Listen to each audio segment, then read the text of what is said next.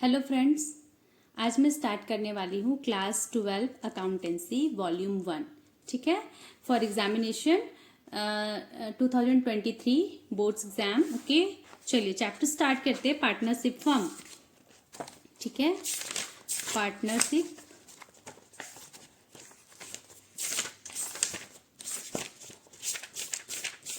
ठीक है, चैप्टर है हमारा accounting for partnership firm and fundamentals. ठीक है, तो उसमें सबसे पहले हम लोग को पढ़ना है definition of partnership. Definition of partnership दिया हुआ है section 4 of the Indian partnership act 1932।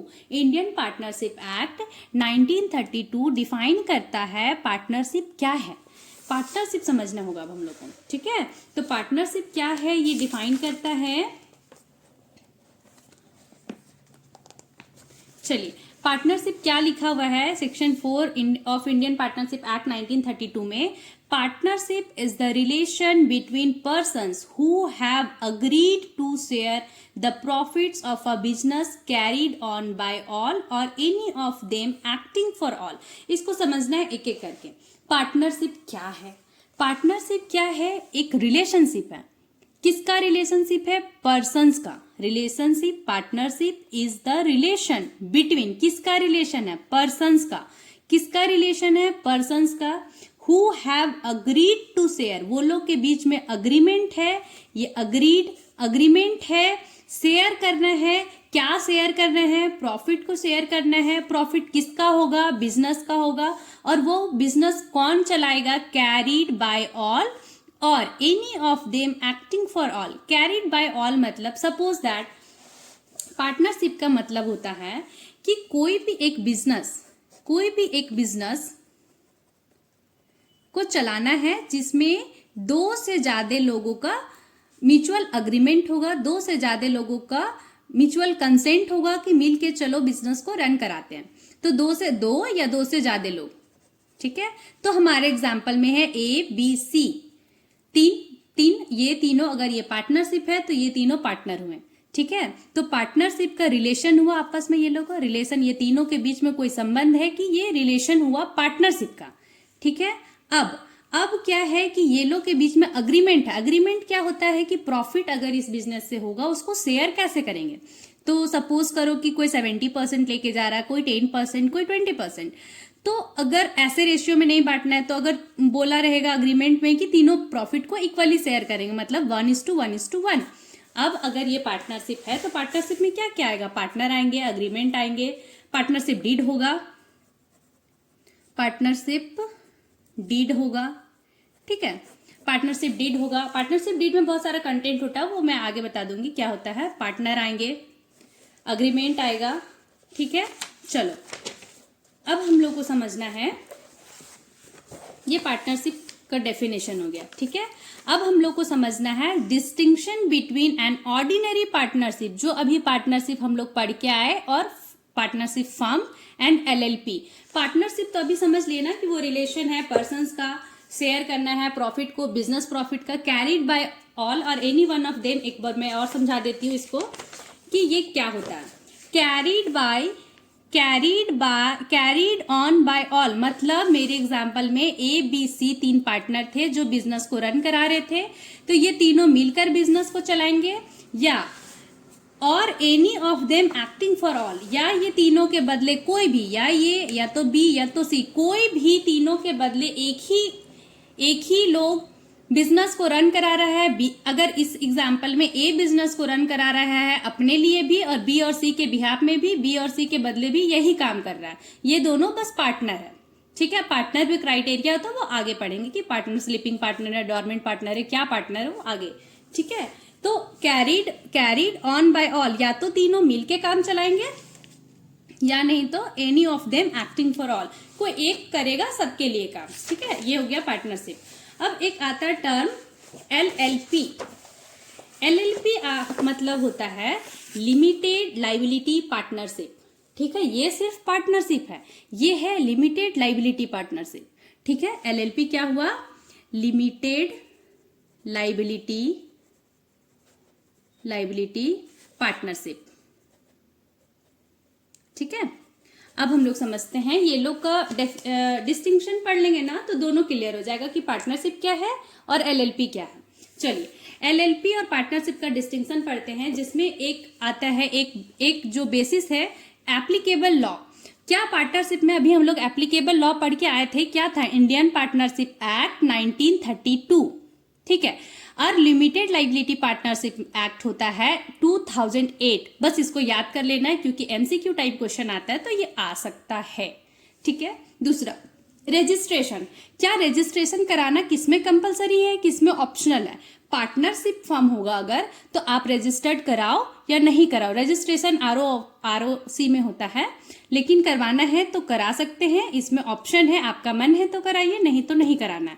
लेकिन एलएलपी है, अगर लिमिटेड लाइबिलिटी पार्टनरशिप है तो उसका कंपलसरी रजिस्ट्रेशन ऑफ कंपनी करना होगा, ठीक है। अब है क्रिएशन, पार्टनरशिप कैसे क्रिएट होता है? तो हम लोग पार्टनरशिप का डेफिनेशन में पढ़े थे, अग्रीड मतलब अग्रीमेंट होता है, क्रिएटेड बाय एन अग्रीमेंट, एक म्यूचुअल अग्रीमेंट से होता है, पार्टनर के बीच में अग्रीमेंट बनता है, उससे पार्टनरशिप क्रिएट होता है। लेकिन ये एलएलपी क्रिएट होता है बाय लॉ, ठीक है। चलिए आगे चलते हैं। Separate legal entity, separate legal entity का मतलब है कि उसका पार्टनर जो उसमें वर्क कर रहे हैं वो उस बिजनेस से, उस एंटिटी से अलग है या नहीं। तो इसमें पार्टनरशिप में जो पार्टनर होंगे वो एंटिटी और पार्टनर सेम है, अलग नहीं है। It is not a separate legal entity, ठीक है। लेकिन एलएलपी है वो it is a separate legal entity, वो अलग एंटिटी है, ठीक है। अब हम लोग को पढ़ना परपेचुअल सक्सेशन। परपेचुअल सक्सेशन का मतलब होता है partnership do not have perpetual succession, मतलब कि अगर पार्टनरशिप चल रहा है, तीन पार्टनर है ए बी सी, अगर तीनों पार्टनर मर जाता है तो पार्टनरशिप बंद हो जाएगा, ठीक है।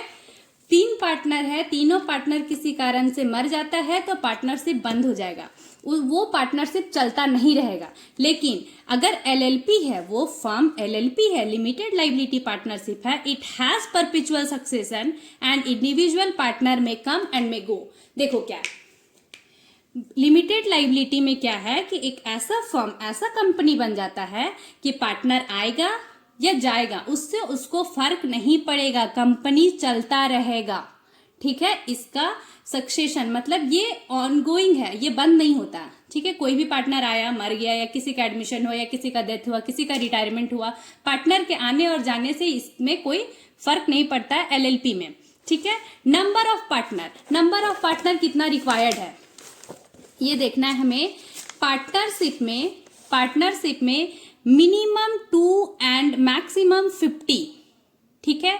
लेकिन एलएलपी में minimum 2 but no maximum limit.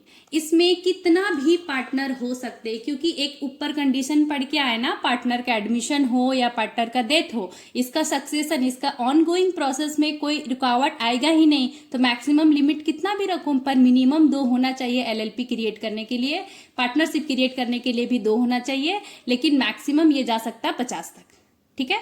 चलो आगे अब हम लोग का एक टर्म पढ़ना है पार्टनरशिप डीड, ठीक है। पार्टनरशिप डीड, अब हम लोग को पार्टनरशिप डीड पढ़ना। पार्टनरशिप डीड में कंटेंट होता है, उसको मैं एक एक लाइन में समझा दूंगी, ये बहुत इंपॉर्टेंट नहीं है, इंपॉर्टेंट है सिर्फ समझने के लिए, इससे क्वेश्चन नहीं आता है, ठीक है, पर इसको जानना जरूरी है, ठीक है। चलिए partnership deed, the name and address of the firm, firm का नाम क्या है, फर्म कहाँ है, ये उसमें मेंशन करना जरूरी है। Name and address of the partner, partner का नाम, पार्टनर का address. The type and nature of the business for business the firm purposes to do, क्या टाइप है, क्या नेचर है, बिजनेस क्या काम करेगा, वो मेंशन होगा। पार्टनरशिप डीड बनता है, पार्टनरशिप अग्रीमेंट, पार्टनरशिप स्टार्ट होने से पहले ये डीड बनाना जरूरी है, और ये डीड में जो कंटेंट है वो पार्टनरशिप में फॉलो करना जरूरी है बिजनेस में। Amount of capital to be contributed to each partner, हर एक पार्टनर कैपिटल लेके आएगा तभी तो बिजनेस स्टार्ट होगा पार्टनरशिप, ठीक है। Interest on capital, interest on capital, जो कैपिटल पार्टनर लेकर आए हैं उन पे उनको इंटरेस्ट मिलेगा। ड्रॉइंग, ड्रॉइंग का मतलब होता है बिजनेस से पैसा लेना, मतलब फर्म जो बिजनेस चल रहा है वो पार्टनर उससे पैसा लेंगे। सपोज दैट किसी का बिजनेस होगा, किसी के घर में बिजनेस होगा, तो बिजनेस का पैसा किसी और चीज में यूज करते हैं, उसको हम लोग ड्राइंग बोलते हैं। बिजनेस का पैसा बिजनेस में नहीं यूज हुआ, अपने ओन पर्पस के लिए यूज किए, उसको ड्राइंग, तो अगर बिजनेस का पैसा अपने किसी और पर्पस के लिए ले रहे हैं तो बिजनेस में हमें उस पैसा का इंटरेस्ट लगता है, जिसको बोलते हैं इंटरेस्ट ऑन ड्रॉइंग। दूसरा पॉइंट, ठीक है। प्रॉफिट शेयरिंग रेशियो क्या होगा? प्रॉफिट शेयरिंग रेशियो होगा कि प्रॉफिट को किस रेशियो में बांटे, पार्टनर में कैसे शेयर करे। इक्वली होगा, 3:3:1 होगा, 2:2:1 होगा, कैसे बांटना। अगर मेरे एग्जाम्पल में हमेशा मेरा पार्टनरशिप का चैप्टर में एग्जाम्पल में 3 पार्टनर होंगे ABC, ठीक है। चलिए, सैलरी, कौन सा पार्टनर को सैलरी मिलेगा, किनको नहीं मिलेगा। गुडविल, गुडविल क्या होगा? फर्म का कैलकुलेशन, गुडविल का कौन सा मेथड से कैलकुलेट करेंगे, ठीक है। दूसरा point, accounting period of the firm. Accounting period क्या होगा? कब बुक को क्लोज करना, हाफ ईयरली, क्वार्टरली, ईयरली, कैसे इसको क्लोज करना है, ठीक है। Date of commencement of partnership, partnership कब स्टार्ट होगा उसका date. Duration of partnership, partnership कितना साल तक चलेगा, ठीक है। अब use of the decisions of Garner versus, Garner versus पे मैं एक छोटा वीडियो बना दूंगी बाद में, ये थोड़ा टॉपिक हटके है, ये अभी बस गार्नर वर्सेस मुरे का नाम भी याद हो जाएगा तो बहुत है। Bank account, bank account open करना होगा पार्टनर के नाम से, फर्म के नाम से, ठीक है। Rule to be followed in case of admission of a partner, अगर पार्टनर पहले से ABC है और D को लेना है फर्म में तो कुछ रूल्स होगा, उसको फॉलो करना होगा। Rules to be followed while settling the accounts on retirement, ठीक है। अगर कोई पार्टनर रिटायर हो रहा है, ABC, C रिटायर हो रहा है हमारे एग्जाम्पल में, तो उस केस में क्या रूल्स फॉलो होंगे वो हमारे डीड में लिखा होगा। सेटलमेंट ऑफ डिस्प्यूट, अगर किसी तीनों पार्टनर में झगड़ा हो गया उसका सेटलमेंट कैसे होगा। ऑडिटिंग, ऑडिटिंग बस एक टर्म अभी के लिए ऑडिटिंग ऐसे ही जानना है, क्योंकि अगर मैं ऑडिटिंग पे समझा दूं तो बहुत लंबा चला जाएगा वीडियो, ठीक है। मैं नेक्स्ट वीडियो में मिलती हूँ आप लोग से।